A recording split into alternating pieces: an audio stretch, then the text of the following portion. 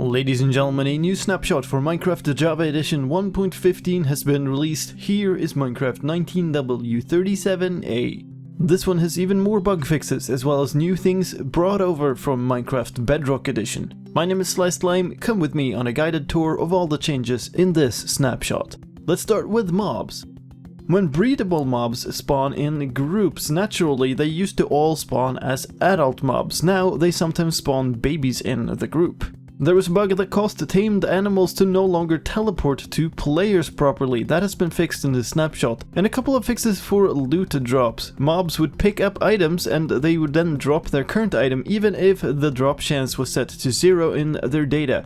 Custom mobs and normal vexes would drop equipped item when killed with looting even if the drop chance was 0. In gameplay changes, the burn time of boats as fuel in a furnace has been changed to match that of Bedrock Edition. A boat can now smelt 6 items when used as fuel. Campfires can now be hit with a shovel to extinguish them, that also brought over from Bedrock Edition. There was a fix for ferns, they had stopped dropping seeds and they now drop seeds again. Some enchant and the curse fixes. If you had a silk touch book, then that worked like a silk touch tool. That has been fixed in a snapshot. And Curse of Vanishing now properly works for saddles and other items on horses, donkeys and llamas.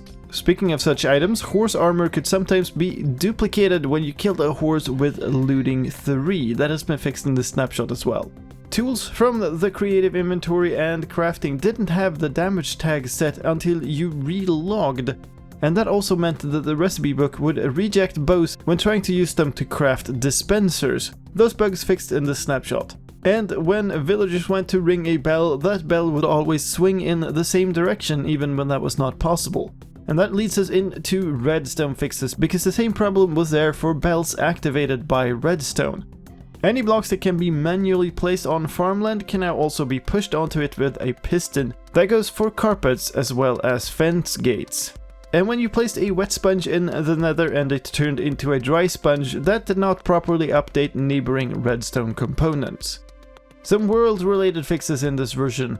Some chests could go missing after converting and loading old worlds from Minecraft 1.7.10.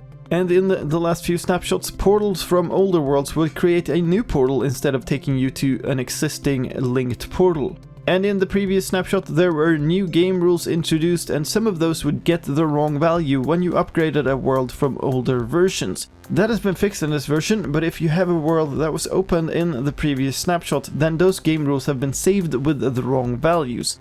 The easiest ways to fix this is to go back to a backup and load that again in the snapshot. But if you can't do that, then you can run the commands on screen right now to get the correct values of those game rules. Some visual fixes in this version as well. The top and bottom of beehives filled with honey went missing in the previous snapshot and they are back in this one.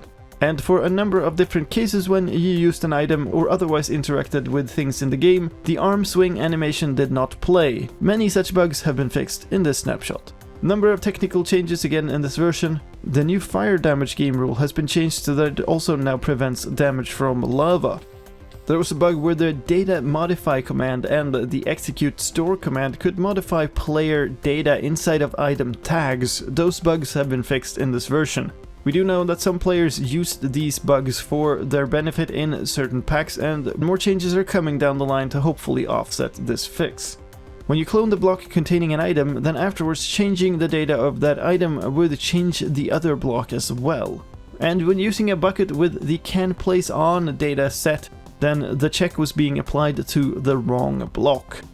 Changes to loot tables in regards to enchantments. The enchantment field now only matches the enchantments on the items itself. It can no longer be used for enchanted books.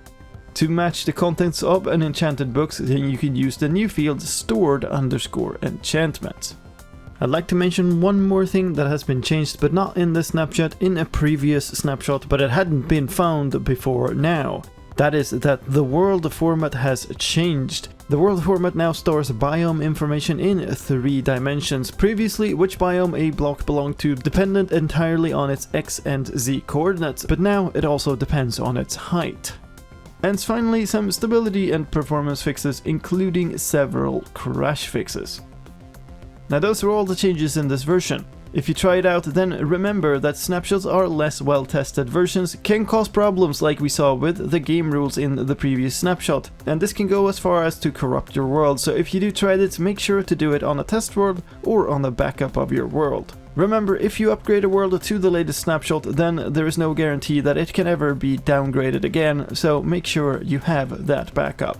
If you want to try it but you don't know how to, then click on the link on the video right now. That'll take you to a tutorial video about how to get and play the latest Minecraft snapshot.